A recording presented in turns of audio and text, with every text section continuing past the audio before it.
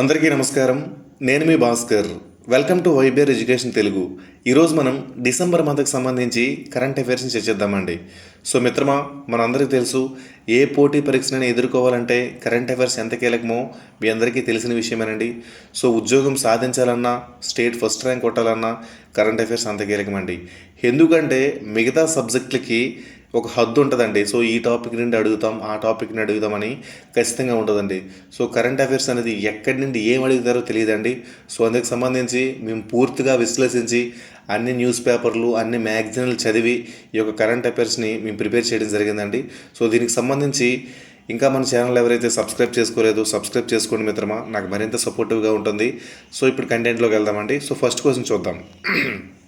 ఏమి ఇచ్చారు ఒకసారి చూద్దామండి. సో ఫస్ట్ క్వశ్చన్ ఏమి ఇచ్చారంటే, ఈ క్రింది వ్యాఖ్యలను గమనించండి అని చెప్పి ఫస్ట్ క్వశ్చన్ అయితే ఇవ్వడం జరిగిందండి. సో ఒకసారి ఏమి ఇచ్చారో చూద్దాం. భారత నౌకాదళ సామర్థ్యం మరింత పటిష్టం చేసేందుకు పూర్తి స్వదేశీ విజ్ఞానంతో రూపొందించబడిన స్టెల్త్ గైడెడ్ విధ్వంసక యుద్ధ నౌక ఐఎన్ఎస్ ఇంపాల్ను ప్రధాని నరేంద్ర మోడీ గారు ముంబై నావల్ డాక్యార్డ్లో ప్రారంభించారని చెప్పి ఫస్ట్ స్టేట్మెంట్ ఇచ్చారండి. సో రెండో స్టేట్మెంట్ ఏమి ఇచ్చారంటే, ఈశాన్య రాష్ట్రాల్లోని ఒక నగరం పేరును యుద్ధ నౌకకు పెట్టడం ఇదే తొలిసారని చెప్పి రెండు స్టేట్మెంట్స్ ఇవ్వడం జరిగిందండి. సో దీనికి సంబంధించి సరైన వాక్యాలు ఏంటి అడిగాడండి. సో చూసినట్లయితే సో దీనికి సంబంధించి సరైన ఆన్సర్ ఏంటంటే, సో ఐఎన్ఎస్ ఇంపాల్ని ఎవరంటే రక్షణ శాఖ మంత్రి అయినటువంటి రాజ్నాథ్ సింగ్ గారు దీన్ని ప్రారంభించడం జరిగిందండి. సో ఫస్ట్ వాక్యము తప్పండి. మరి సెకండ్ వాక్యం చూద్దామండి. ఈశాన్య రాష్ట్రాల్లోని ఒక నగరం పేరును యుద్ధనౌకు పెట్టడం ఇదే తొలిసారి అన్నారండి. సో ఇది ఎగ్జాక్ట్లీ కరెక్ట్ ఆన్సర్ అండి. సో దీనికి సంబంధించి కరెక్ట్ ఆన్సర్ ఏమవుతుందంటే ఏ సరికాదు, బి సరైనదండి. సో ఆప్షన్ ఏంటంటే ఫోర్త్ ఆప్షన్ సరైనదండి. సో ఇప్పుడు రెండో ప్రశ్న చూద్దామండి. రెండో ప్రశ్న ఏమి ఇచ్చారంటే, ఇటీవల కాలంలో తాను పొందిన అంటే ఏం పొందారంటే ఆమె 2016లో అర్జున అవార్డు, 2020లో మేజర్ ధ్యాన్చంద్ అవార్డును, ఖేల్రత్న అవార్డును పొందడం జరిగిందండి. సో ఈ అవార్డులన్నీ తిరిగిస్తున్నా అని వార్తల్లో నిలిచిన మహిళా స్టార్ రెజ్లర్ వినేష్ పోగట్ ఏ రాష్ట్రానికి చెందినవారు? సో దీనికి సంబంధించినటువంటి కరెక్ట్ ఆన్సర్ ఏంటంటే హర్యానా రాష్ట్రానికి చెందినవారండి ఈమె. సో ఒకసారి నెక్స్ట్ క్వశ్చన్ ఏమి ఇచ్చారో చూద్దామండి. నెక్స్ట్ క్వశ్చన్ ఏమి ఇచ్చారంటే, క్రింది ప్రకటనలను పరిగణించండి అని చెప్పించారండి. సో ఒకసారి చూద్దాం ఏమి ఇచ్చారు. రైతులంతా కూడి ఒక విషయంగా కనీస మద్దతు ధరని డిమాండ్ చేయొచ్చు. రెండో ఆప్షన్ ఏమి ఇచ్చారంటే, కనీస మద్దతు ధర కింద ప్రకటించిన పంటలలో పప్పులు అధిక సంఖ్యలో ఉంటాయి. నెక్స్ట్ మూడోది ఏమి ఇచ్చారంటే, చెరుకు పత్తి కోప్రా మరియు ముడి జనపనార వాణిజ్య పంటలలో కనీస మద్దతు ధర పరిధిలోకి వస్తాయి అని చెప్పి మూడు స్టేట్మెంట్లు అయితే ఇవ్వడం జరిగిందండి. వీటిలో సరైనది ఏంటి అని ఒకసారి చూసినట్లయితే సో దీంట్లో సరైనది ఏంటంటే మూడు ఆప్షన్ సరైనదండి. చెరుకు, పత్తి, కోప్రా మరియు ముడి జనపనార వాణిజ్య పంటలు అనేవి ఎంఎస్పి పరిధిలోకి వస్తాయని చెప్పి ఆప్షన్ 3 అయితే కరెక్ట్ అండి. సో నెక్స్ట్ ఫోర్త్ ఆప్షన్ చూద్దాం. ఫోర్త్ క్వశ్చన్ ఏంటి ఇచ్చారో ఒకసారి చూద్దామండి. Fourth question. సో ఫోర్త్ ఏంటంటే, North Atlantic Treaty Organization NATO సంబంధించి క్రింది ప్రకటనలను పరిశీలించండి అని చెప్పించారండి నాటోకి సంబంధించి. సో ఇది చాలా ఇంపార్టెంట్ అండి. ప్రతిసారి దీంట్లో క్వశ్చన్ అనేది అడగడం జరుగుతుంది. ఒకసారి ఏమి ఇచ్చారు చూద్దామండి.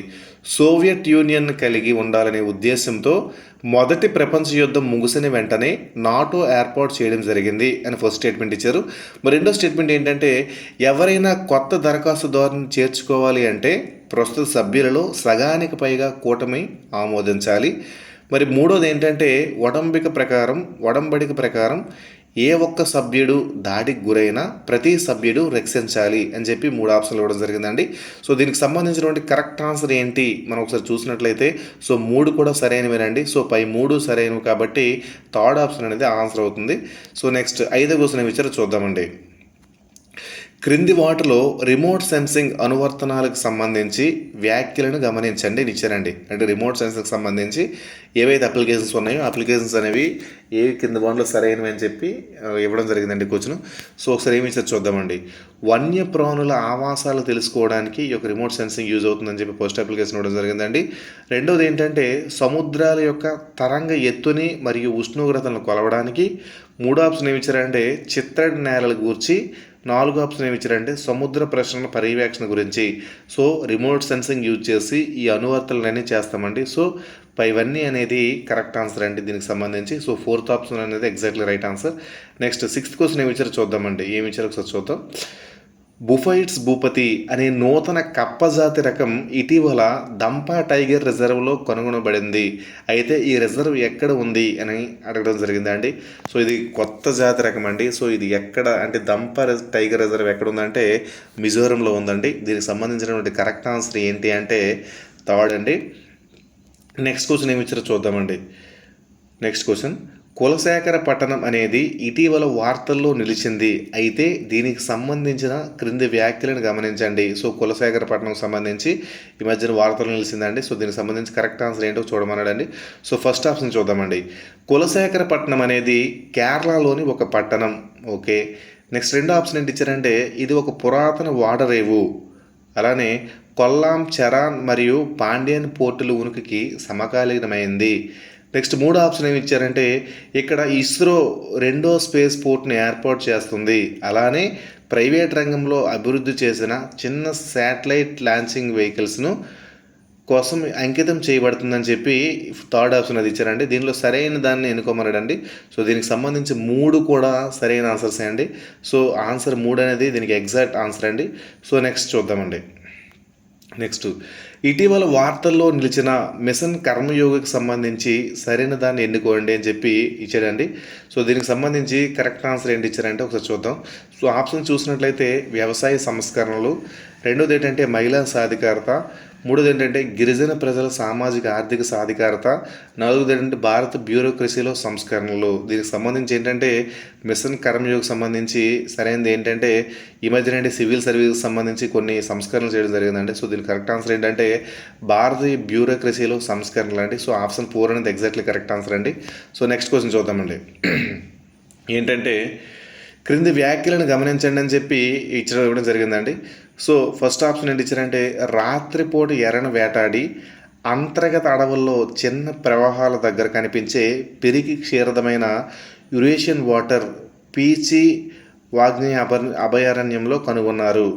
నెక్స్ట్ రెండో ఆప్షన్ ఏంటి ఇచ్చారంటే దీన్ని కేరళ రాష్ట్ర పరిశోధన బృందం వెలుగులోకి తీసుకొచ్చింది. 2 ఆప్షన్స్ ఇచ్చారండి. దీనికి సంబంధించి ఏదైతే కరెక్ట్ స్టేట్మెంట్ మనం కనుక్కోమన్నాడండి. సో ఫస్ట్ స్టేట్మెంట్ అనేది యురేషియన్ వాటర్ అనేది చిన్నారి శాంక్చురీలో మనం కొనుగోవడం జరిగిందండి. సో ఈ శాంక్చురీలో కాదు. సో ఫస్ట్ ఆప్షన్ అనేది తప్పండి. సో సెకండ్ అనేది కరెక్ట్ అనండి. సో దీనికి సంబంధించి కరెక్ట్ ఆన్సర్ ఏంటంటే ఏ సరికాదు, బి సరైనదండి. సో ఇది ఈరోజు కరెంట్ అఫైర్స్కి సంబంధించి మనం చూడాల్సిన ప్రశ్నలు అండి. సో మిత్రమా, ప్రశ్నలు అనేవి ఈ విధంగానే ఉంటాయి.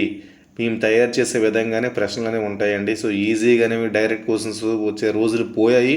సో మీరు కూడా చదివేటప్పుడు ఈ విధంగా చదవాలండి. సో మిత్రమా, ఇంకా మన ఛానల్ డైలీ ఈసారి నుండి కరెంట్ అఫైర్స్ క్వశ్చన్స్ అనేవి అప్డేట్ చేయబడతాయి. సో డైలీ చూస్తుండండి. ఖచ్చితంగా ప్రశ్నలు వచ్చే అవకాశం ఉందండి. సో ఇంకా మన ఛానల్ ఎవరైతే సబ్స్క్రైబ్ చేసుకోలేదో సబ్స్క్రైబ్ చేసుకున్న మిత్రమా నాకు మరింత సపోర్టివ్గా ఉంటుంది. Thank you very much.